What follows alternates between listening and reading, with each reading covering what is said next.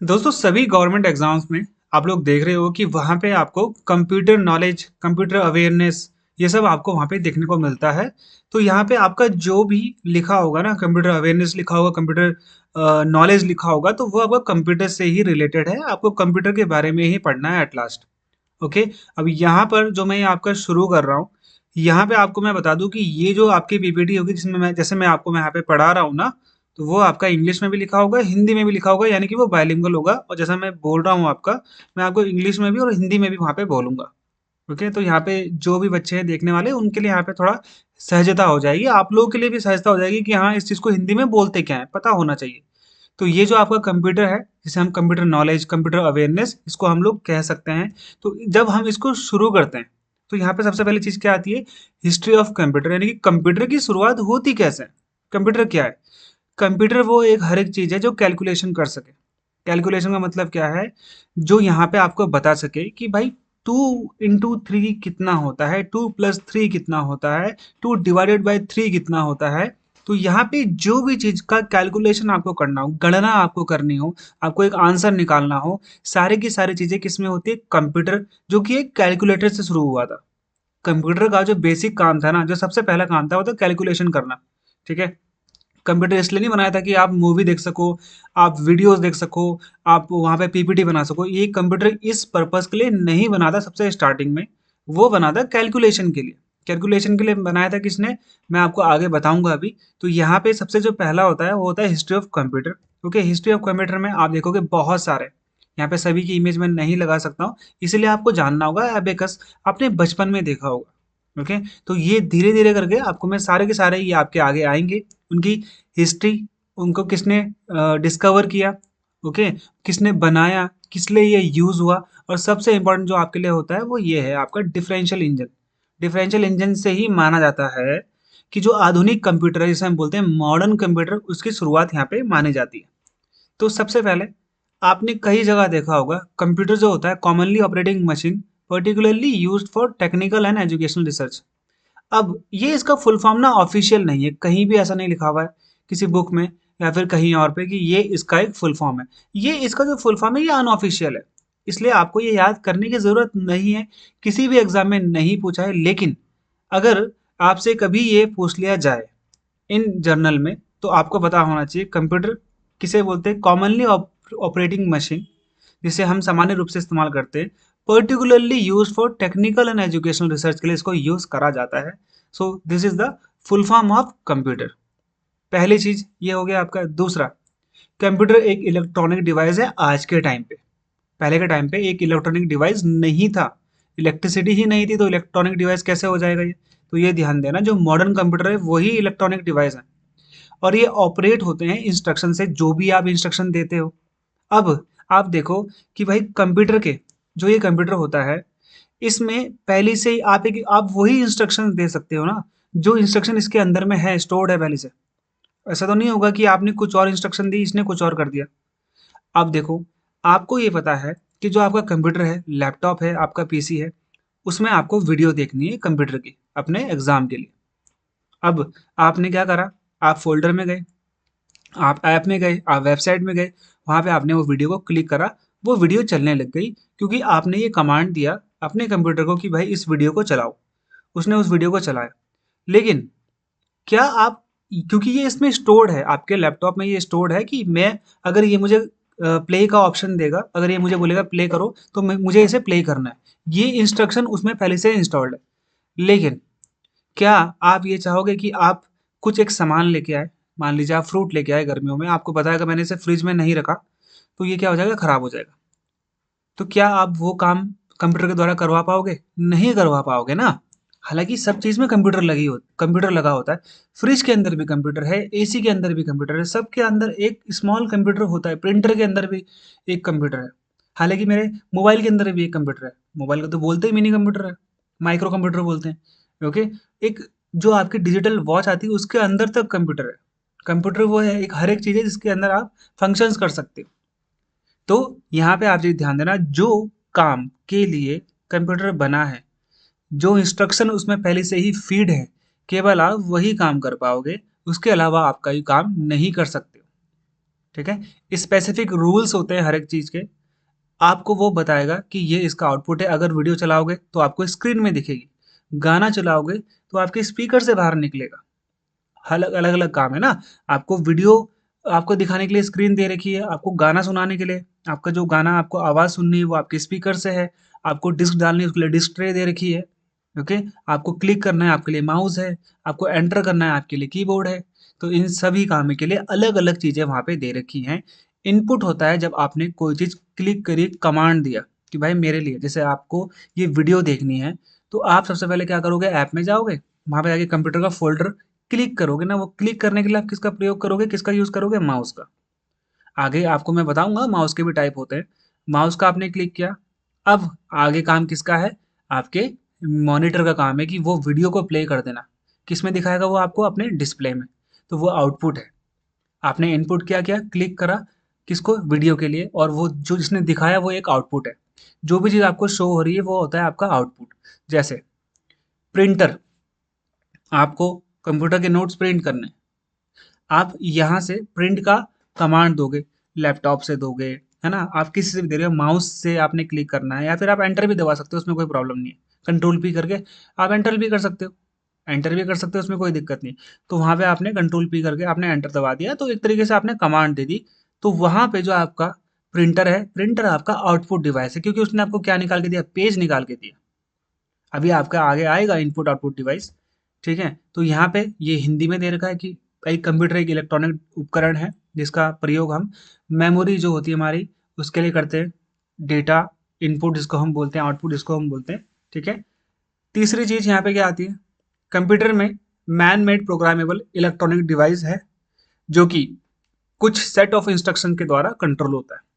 देखो कंप्यूटर में ना इंस्ट्रक्शन इंसान ने ही डाले हुए हैं कि एक कंप्यूटर क्या क्या कर सकता है। एक कंप्यूटर, देखो वीडियो मैं कंप्यूटर से बना रहा हूँ, वीडियो आप देख भी कंप्यूटर से रहे हो, आप मूवी भी कंप्यूटर में देख रहे हो, आपने पीपीटी भी कंप्यूटर में बनाई, आपने ऑर्डर भी कंप्यूटर से किया, आपने आजकल तो बात भी कर लेते हैं, है ना, कॉल भी कर सकते हैं कंप्यूटर से। तो सारे ही काम आपका कौन कर रहा है, कंप्यूटर कर रहा है। इस कंप्यूटर में ये इंस्ट्रक्शन डाले किसने, इंसान ने डाले।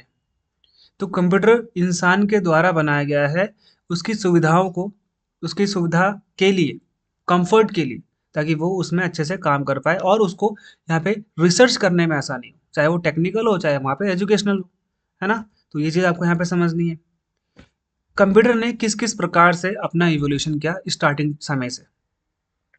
सबसे पहले जो आपका आता है वो आता है अबेकस, जिसे बचपन में आपने देखा होगा नर्सरी के स्कूल में यूज़ करते हैं हम लोग, है ना। ये माना जाता है कि सबसे पहला कैलकुलेटिंग डिवाइस यही था। हम जब नर्सरी में होते तो हमारे हाथ में एबेकस होता है, अभी मैं आगे आपको दिखाऊंगा इसका मॉडिफाइड वर्जन। फिर आपका है नेपियर बोन्स। नेपियर बोन्स क्या होता है, नेपियर बोन्स बहुत बाद में आया, इसके बीच में कोई ऐसा कैलकुलेटिंग डिवाइस बना नहीं पाया कोई। ओके, नेपियर बोन्स हड्डियों से बना था, इसलिए नेपियर बोन्स। आपने एसएससी के एग्जाम में या किसी और एग्जाम में आपने देखा होगा मैट्रिक्स आता है कई बार, है ना। मैट्रिक्स में क्या होता है, आपको यहाँ से मिलाना पड़ता है और यहाँ से मिलाना पड़ता है, वो नंबर आपको यहाँ पे डिफाइन करना होता है ना। तो वैसे ही आपका ये एक तरीके से कैलकुलेशन के लिए था। पैस्कलिन पहला मैकेनिकल, आपके यहाँ पे गियर्स लगे हुए थे। लिबनीज व्हील, ओके, इसका ये मॉडिफाइड वर्जन था। फिर आपका यहाँ पे जैकेट लूम, ये कॉटन प्रिंटिंग के लिए था, कॉटन सिलने के लिए था, कपड़े वपड़े। एनालिटिकल इंजन पहला आया ये जिसे हम कंप्यूटर कह सकते हैं। फिर सेंसस मशीन, फिर एक कंप्यूटर अच्छे तरीके से बनाया गया जिसे हम बोलते हैं इनायक, ये आता है एग्जाम में। ओके, इनायक हो गया, यूनिवैक हो गया, अभी वो आपका जनरेशन में आएगा जब आप जनरेशन ऑफ कंप्यूटर पढ़ोगे। अभी जो हम पढ़ेंगे इसमें कंप्यूटर की हिस्ट्री में, उसमें हम लोग यही चीज़ें कवर करने वाले हैं। ठीक है, अब यहाँ पे देखो आपने देखा होगा एबेकस। ये एबेकस है पुराने ज़माने का, ये एबेकस है जिसे आप स्कूल में आज की डेट में छोटे छोटे जो बच्चे होते हैं जब वो प्लस माइनस करना सीख रहे होते हैं तो यहाँ पे इसका इस्तेमाल होता है। जैसे मैं आपको बोलूँगा पीली वाली जो यहाँ पे बॉल्स हैं उसमें से आप जैसे कितने 3 4 5 6 7 8 9 10, तो मैं अगर आपको बोलूँगा कि मैंने आपको 10 बॉल्स दी, आपको उनमें से एक बॉल अपने दोस्त को देनी है, तो आप एक इधर कर दोगे। यानी कि आपको समझ है कि एक बॉल का मतलब होता है एक बॉल। ये आपने साइड कर दी, 2 बॉल 3 बॉल, ठीक है, अब आपके ऊपर डिपेंड करता है। ये चीज़ आपको यहाँ पे समझ में आया। तो एबेकस का फुल फॉर्म है abundant beads addition and calculation utility system. ठीक है, ये किसका फुल फॉर्म हो गया आपका, एबेकस का, ये आपने आज के ज़माने में कुछ इस प्रकार से देखा होगा। माना जाता है कि जो ये एबेकस है, ठीक है, इसका उपयोग हम लोग ये मानते हैं कि ये चाइना में इसका सबसे पहला इस्तेमाल, सबसे पहला इसका हम ये मानते हैं कि डिस्कवर हुआ था। और ये हम ये मानते हैं कि कैलकुलेशन के डिवाइस में पहला जो कोई डिवाइस था वो आपका क्या है, एबेकस है। कैलकुलेशन की दुनिया में जब किसी ने कुछ कैलकुलेशन करना स्टार्ट किया होगा, 2, 3, 4 उनको प्लस करना है, उनको माइनस करना है, ये सब चीज़ें जो पहली बार शुरू हुई थी, हम ये मानते हैं कि ये एबेकस से स्टार्ट हुई थी। दूसरा, हम लोग ये मानते हैं कि इसको चाइना के द्वारा इन्वेंट किया गया था। कई किताब में मेसोपोटामिया भी आता है, कई जगह पे मैंने देखा था। तो हम लोग ये मानते हैं कि ये चाइना में इसकी शुरुआत हुई थी 3000 बीसी के आसपास। ओके। अब ये आज के ज़माने में जो बच्चे होते हैं, जो बुनियादी गणना सीख रहे होते हैं, जो बेसिक कैलकुलेशन सीख रहे होते हैं, 1 वो तो सिर्फ इतना ही सीख रहे थे, 1 क्या होता है, 2 क्या होता है, 3 क्या होता है। तो उसके लिए बच्चों को सीखने के लिए ये प्राइमरी जो आपके नर्सरी, प्री नर्सरी स्कूल होते हैं, वहाँ पे ये इस्तेमाल होता है आज की डेट में। ओके।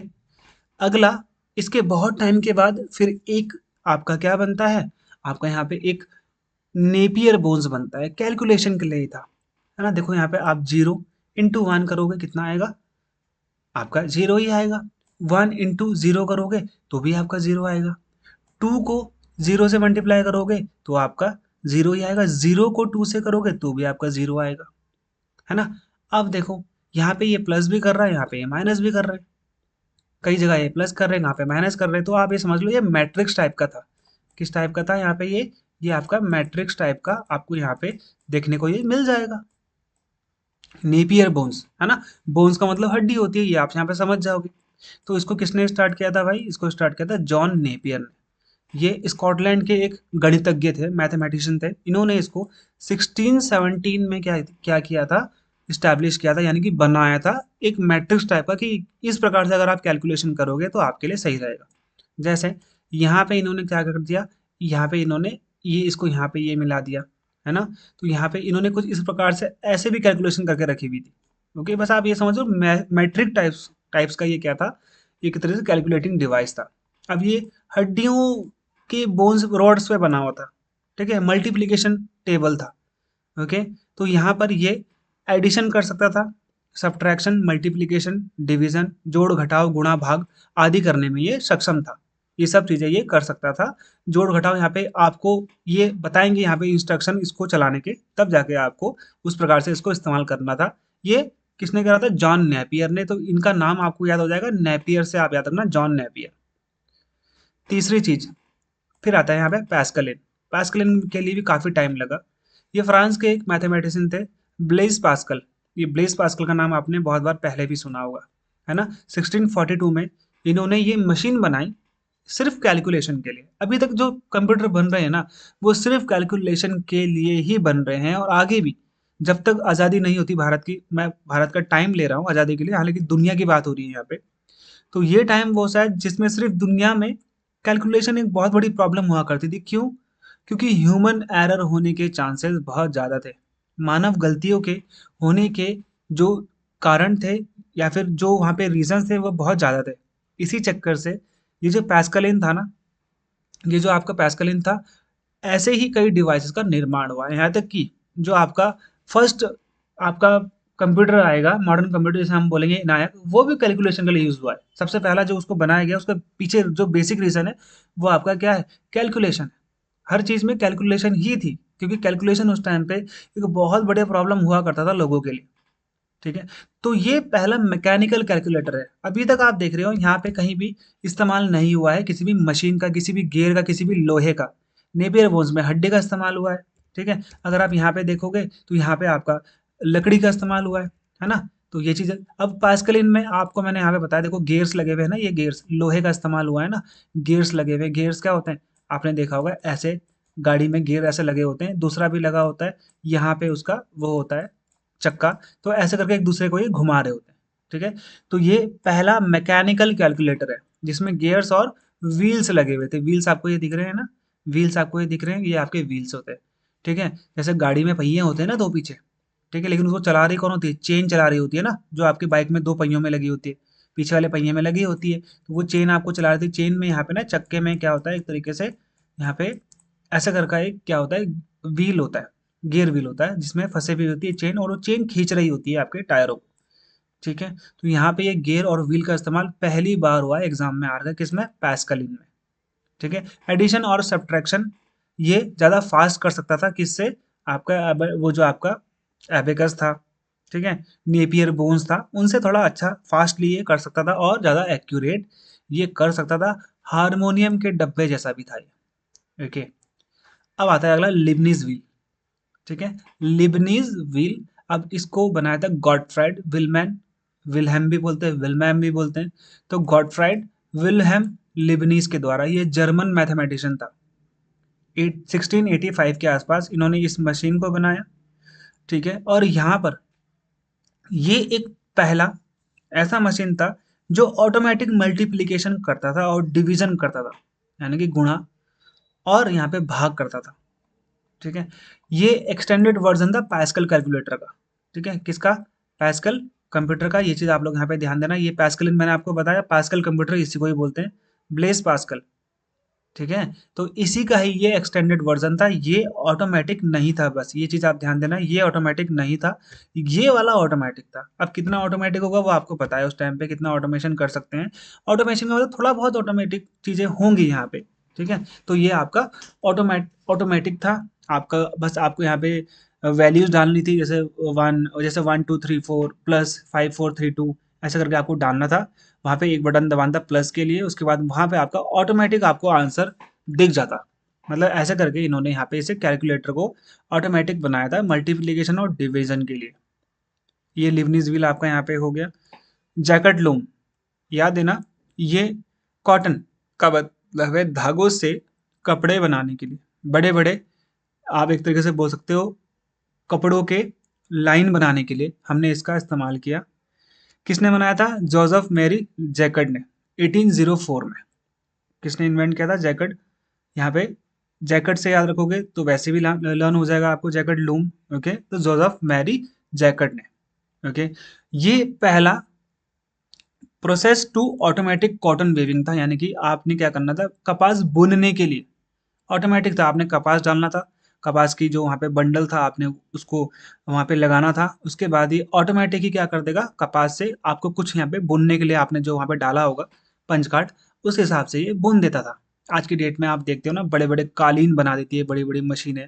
पहले कालीन बनाने में 20 20 30 30 दिन लगते थे, आज की डेट में तो नहीं लगता उतना टाइम। आज की डेट में तो क्या है, नॉर्मली है।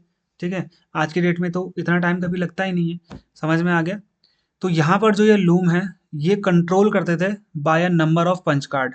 ठीक है, ये आपको यहाँ पे दिख रहा है पंच कार्ड। ठीक है, पंच कार्ड से बस आप इतना याद रखो कि पंच कार्ड आज की डेट में आप अपने कंप्यूटर से काम कराने के लिए यदि कोई फ्लॉपी डिस्क डालते थे, कोई सीडी डालते थे, कोई डिवाइस ड्राइवर डालते थे, तो वो डिवाइस ड्राइवर एक काम करते थे पंच कार्ड का।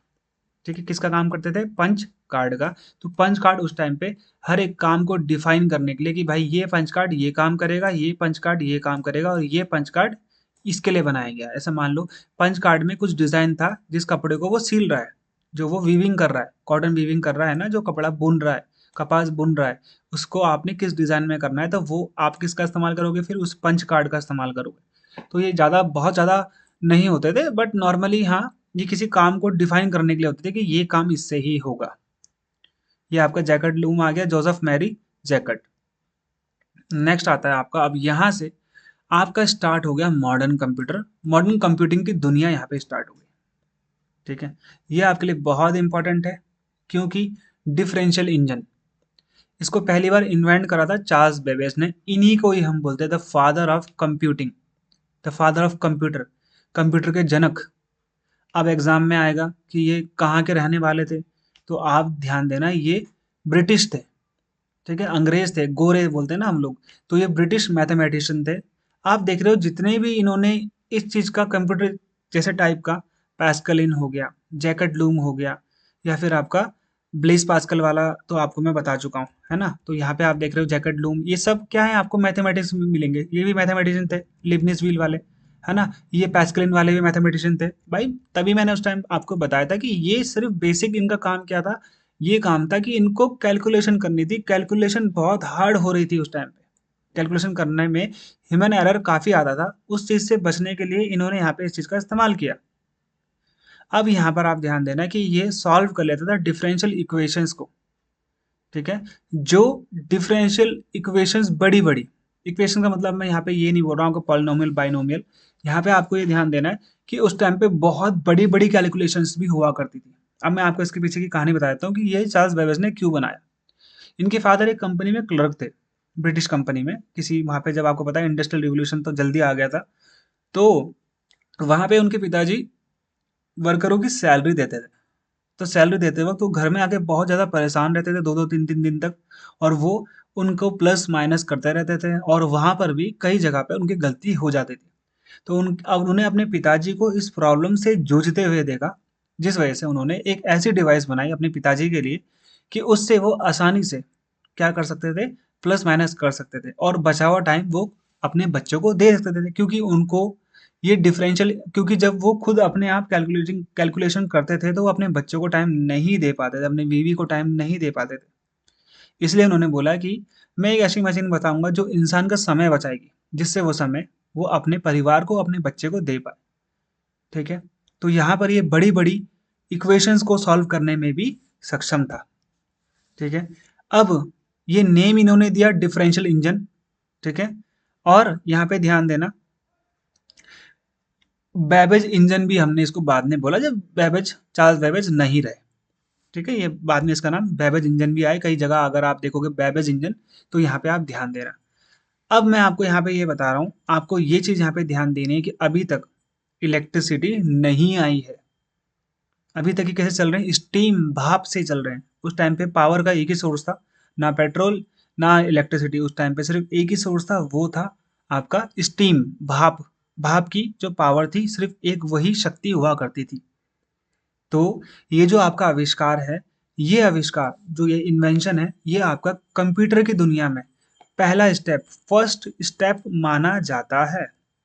ओके, फिर आता है आपका analytical engine. Same analytical engine भी बेबेज ने बनाया था क्योंकि उनका जो ये था डिफरेंशियल इंजन, ये ज़्यादा उनको अच्छा नहीं लग रहा था।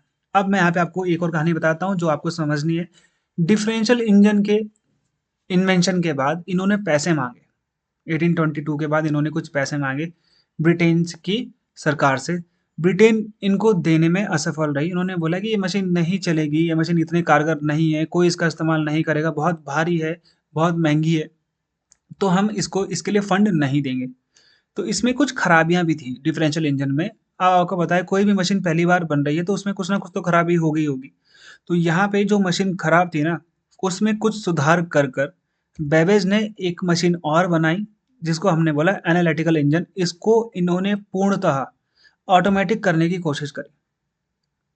अब जो इनका पिछला वाला इन्वेंशन था ये ऑटोमेटिक नहीं था, इसमें आपको बार-बार कुछ ना कुछ करना पड़ता था। लेकिन ये जो वाला था आपका एनालिटिकल इंजन, ये इनका ऑटोमेटेड वर्ज़न था अपने डिफरेंशियल इंजन का, जिसको हमने बेबेज इंजन भी बोला है, ठीक है? इसका आविष्कार किया, हालाँकि इसको पूरा बना नहीं पाए थे, एनालिटिकल इंजन को ये पूरा बना नहीं पाए थे। अब यहाँ पे आपके 2 क्वेश्चन आते हैं कि मॉडर्न कंप्यूटर की शुरुआत कहाँ से होती है? तब तो आपका आंसर आएगा डिफरेंशियल इंजन या फिर बेबेज इंजन, जो कि पिछला वाला था। लेकिन अगर मैं बोलूँ आपसे कि बेस क्या है मॉडर्न कंप्यूटर का, तो ये है एनालिटिकल इंजन। क्यों है? क्योंकि ये आपका ऑटोमेटेड था, वो आपका ऑटोमेटिक नहीं था। समझ में आ गया? ठीक है। ये अभी भी भाप से चलता था क्योंकि इलेक्ट्रिसिटी नहीं आई थी, ये मैंने आपको बता दिया है। इन 2 मशीनों के इन्वेंशन के साथ-साथ जब इन्होंने 2 मशीनें इन्वेंट करी, लोगों को पसंद आई, लोगों ने देखा, सरकार ने फिर इसके पे पैसे लगाए। अभी तक सरकार ने पैसे नहीं लगाए थे, जब तक वो बात कर रहे थे किसकी? डिफरेंशियल इंजन की।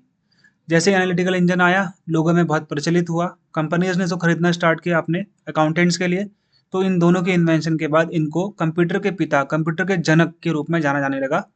He is known as the father of computer, exam में बहुत बार आता है, ये भी आपको यहाँ पे ध्यान देना है। लास्ट में आता है यहाँ पे आपका सेंसस मशीन, ये यूएस में आया था, ठीक है? एग्जाम में आकर सेंसस मशीन किसने इन्वेंट की थी? तो अमेरिकन थे, हरमन था इनका नाम। 1889 में इन्होंने इसे इन्वेंट किया था। ये सेंसस मशीन आपके लिए इतनी इंपॉर्टेंट है नहीं, ओके? ये बेसिकली इसको बनाया गया था यूएसए की पॉपुलेशन को काउंट करने के लिए उस टाइम पे, ओके? ये भी पंच कार्ड से ही चलते थे। पंच कार्ड के अंदर क्या होता है, कुछ ना कुछ वर्क डिफाइन होता है जिस पंच कार्ड से यहाँ पर उसे हम डालते हैं तो वो उसी टाइप का काम करता है। जैसे मान लो आपको कोई मूवी देखनी है तो आप वही मूवी की सीडी डालोगे ना, दूसरी मूवी की सीडी डालोगे तो नहीं चल पाएगा। तो बस आप ये समझ लो, वैसे सेंसर मशीन इतना इंपॉर्टेंट है नहीं, एक बार एग्जाम में आ रखा है बस कि कौन सी मशीन का डेवलपमेंट या फिर निर्माण अमेरिका की जनसंख्या को काउंट करने के लिए हुआ था। तो किसका हुआ था? सेंसस मशीन का हुआ था। ये आपके लिए इंपॉर्टेंट है। इनायक इसका फुल फॉर्म एग्जाम में आता है। ठीक है, अब यहाँ पे आप ध्यान देना, मैंने अभी तक क्या बोला था आपको, दो क्वेश्चन बताए थे। पहला कंप्यूटर, मॉडर्न कंप्यूटर कौन सा था? आप बोलोगे यहाँ पर वो था आपका डिफरेंशियल इंजन था कि एनालिटिकल इंजन था? डिफरेंशियल इंजन था ना, जिसको हमने बेबेज इंजन बोला। तो डिफरेंशियल इंजन आपका पहला कंप्यूटर था। मॉडर्न कंप्यूटर की शुरुआत वहीं से होती है। उसके बाद अगर मैं आपका बेस बोलूँ कि बेस कहाँ से हुआ, क्योंकि जो आपका एनालिटिकल इंजन था, जैसे मैंने यहाँ पे आपको जो पढ़ाया, ठीक है, एनालिटिकल इंजन ये आपका ऑटोमेटिक था। तो यहाँ से हम लोग मानते हैं कि यहाँ से शुरुआत हुई थी मॉडर्न कंप्यूटर की। लेकिन अभी तक हमारे पास इलेक्ट्रिसिटी नहीं थी जिसका इस्तेमाल हम लोग किस में कर पाते? कंप्यूटर में कर पाते। अब यहाँ पर इनायक में ये पहली ऐसी डिवाइस थी जिसका इस्तेमाल बिजली से होता था। अभी तक आपको पता है इससे पहले बिजली का इस्तेमाल नहीं होता था। तो electronic numerical integrator and computer, कई कई एग्जाम में मैंने कैलकुलेटर भी देखा है। कंप्यूटर कैलकुलेटर लास्ट वाले वर्ड को आप लोग वाइस वर्सा यूज कर सकते हो, दोनों का मतलब एक ही है। आपको मैंने बताया था कंप्यूटर का मतलब ही कैलकुलेटर होता है। तो electronic numerical integrator and computer, calculator computer एक ही है, एग्जाम में बहुत बार आ रखा है। इनायक का फुल फॉर्म ये आपको याद रखना है। और भी आएंगे आगे आपके, वो आपको बाकी वीडियोस में मिलेंगे। Electronic numerical integrator and computer, ये फुल फॉर्म आपको कभी नहीं भूलनी है। अब यहाँ पे इसके पीछे भी एक कहानी है। ठीक है, पहले चीज आती है कि इसको किसने बनाया था। तो जे प्रेस्पर एकर्ट और जॉन मॉकली।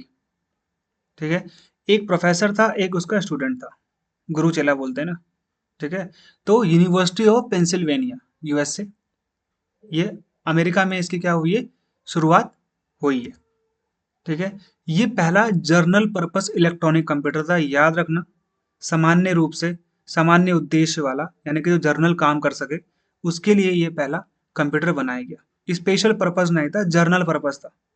मैंने इलेक्ट्रॉनिक इसलिए बोला अभी आपको, तभी मैंने आपको समझाया था कि इलेक्ट्रॉनिक से आपको ज़्यादा वो नहीं होना है, क्योंकि अभी इलेक्ट्रॉनिक का इस्तेमाल पहली बार इनायक से हुआ है। इससे पहले सिर्फ भाप के इंजनों का ही इस्तेमाल होता था। अब यहाँ पे आप ध्यान देना, वर्ल्ड वॉर टू चल रहा है, 1945 की बात है। 1939 में स्टार्ट हुआ था, 1945 में उसका एंड हो गया था। तो यहाँ पे मैथमेटिकल कैलकुलेशन करने के लिए जो तोप फायर करती है ना, जो हमारी तोप होती है आर्टिलरी गन, जब तोप वो फायर करती है तो हमें ये नापना होता है कि एक फायर और दूसरे फायर के बीच में कितने टाइम का डिफरेंस है, क्योंकि उसके बैरल बहुत गर्म हो जाता है। बैरल को ठंडा भी करना है। अगर हम बार बार फायर करते रहे उसी बैरल से, बैरल पिघल के टूट जाएगा या फिर गिर जाएगा। ठीक है, तो यहाँ पर भाई अमेरिका भी था वर्ल्ड वॉर टू में। तो अमेरिका के जो साइंटिस्ट थे उनको ये कहा गया आर्मी के द्वारा कि आपको ऐसा एक मशीन बनानी है जो हमारी जो तोप है, जो हमारी आर्टिलरी गन्स हैं, उसके बीच में जब वो फायर करते हैं उसके बीच का टाइम डिफरेंस को नाप सके। तो ये याद रखना आप लोग, उसके लिए बनाया गया था इनायक। अब क्या हुआ, इसको ये कंप्यूटर बनाने में बहुत लेट लग गई, बहुत टाइम लग गया। तो तब तक क्या खत्म हो गया? तब तक खत्म हो गया आपका वर्ल्ड वॉर। 1946 में तो जाके बना है, 45 में तो वर्ल्ड वॉर खत्म हो गया था। अब इसका कोई काम ही नहीं है। अब इन्होंने इसको बना दिया कैलकुलेटिंग डिवाइस। ठीक है, इसको इन्होंने बना दिया कैलकुलेटिंग डिवाइस। और इसके बाद इन्होंने बहुत सारे इन्वेंशन किए, करीब 85 पेटेंट इनके नाम पे थे डिजिटल कंप्यूटर के। कुछ चीजें बनाई इन्होंने जो कि बहुत इंपॉर्टेंट थी, बहुत सारे पंच कार्ड इन्होंने बनाए। ओके, तो ये कौन थे? J Presper Eckert and John Mauchly, university of Pennsylvania में थे। एक जो प्रेस्पर एकर्ट थे वो प्रोफेसर थे और जॉन मॉकली स्टूडेंट थे। कई बुक्स में ये लिखा हुआ कि दोनों ही, एक असिस्टेंट प्रोफेसर था एक प्रोफेसर था, लेकिन कई बुक्स में जॉन मॉकली को स्टूडेंट भी बोला गया। हालांकि मुझे ऐसा लगता है कि जॉन मॉकली स्टूडेंट नहीं हो सकता, क्योंकि इतनी नॉलेज उसे नहीं होगी। जे प्रेस्पर एकर्ट और जॉन मॉकली, ये हो सकता है कि वो प्रोफेसर, ये असिस्टेंट प्रोफेसर। ठीक है, तो वैसे तो ये कभी नहीं आएगा कि ये कौन थे असिस्टेंट प्रोफेसर प्रोफेसर। बस आपको इतना याद रखना है कि ये किसने इन्वेंट किया था, जे प्रेस्पर एकर्ट ने और जॉन मॉकली ने। किसके लिए यूज हुआ था? यूएसए ने यूज किया था। किसके लिए इन्वेंट किया था? किस चीज के लिए? वर्ल्ड वॉर टू में मैथमेटिकल कैलकुलेशन के लिए अपनी आर्टिलरी फायरिंग की। ठीक है, ये चीज़ आपको यहाँ पे ध्यान देना है। इसका फुल फॉर्म कभी नहीं भूलना है, electronic numerical integrator and computer. Okay.